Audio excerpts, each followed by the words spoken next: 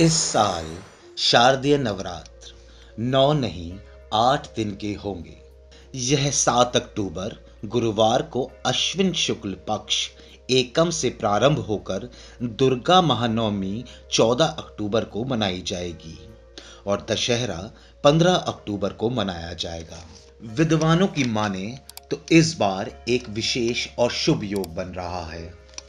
इस बार गुरुवार को नवरात्रि का प्रारंभ होना और समाप्त होना दोनों गुरुवार को ही हो रहा है। इसे एक शुभ संकेत बताया जा रहा है। क्यों 8 दिन बनाई जाएगी नवरात्र?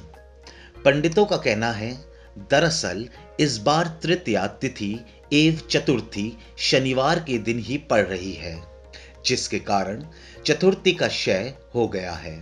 चंद्रघंटा एवं कुष्मांडा की एक ही दिन पूजा की जाएगी और मां की आराधना की जाएगी।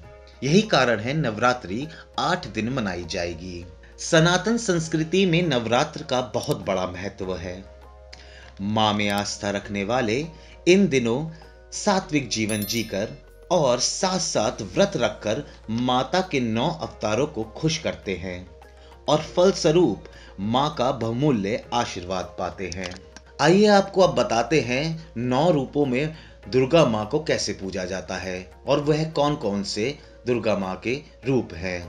पहले दिन महाशैलपुत्री की पूजा की जाती है। कहा जाता है इस दिन मां को गाय के घी का भोग लगाना चाहिए। ऐसा करने से रोगों और हर संकट से मुक्ति मिलती है। दूसरे दिन मां ब्रह्मचारिणी की पूजा की जाती है। उन्हें शक्कर और पंचामृत का भोग लगाया जाता है। तीसरे दिन मां चंद्रघंटा की पूजा की जाती है। इस दिन मां को दूध या मावे से बनी मिठाई का भोग लगाना चाहिए। चौथा दिन मां कुष्मांडा की पूजा की जाती है। इस दिन मां को मालपुआ का भोग लगाना चाहिए। नवरात्र का 5वां दिन, इस दिन स्कंद माता की पूजा आराधना का विधान है। इस दिन मां को केले का भोग लगाया जाता है। ये नौकरी पेशा लोगों के लिए अच्छा होता है और शारीरिक कष्ट भी दूर होते हैं।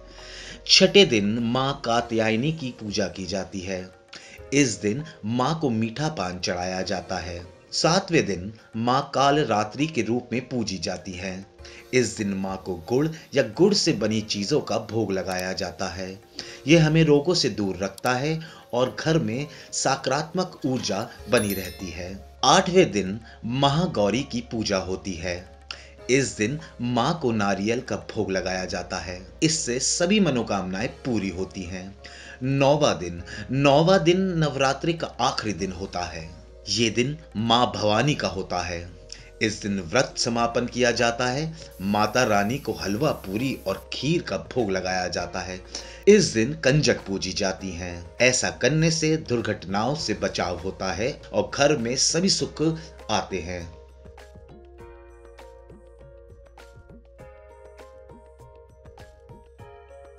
अपने सनातन संस्कृति से जुड़ने के लिए हमें जरूर सब्सक्राइब करें। जय सनातन।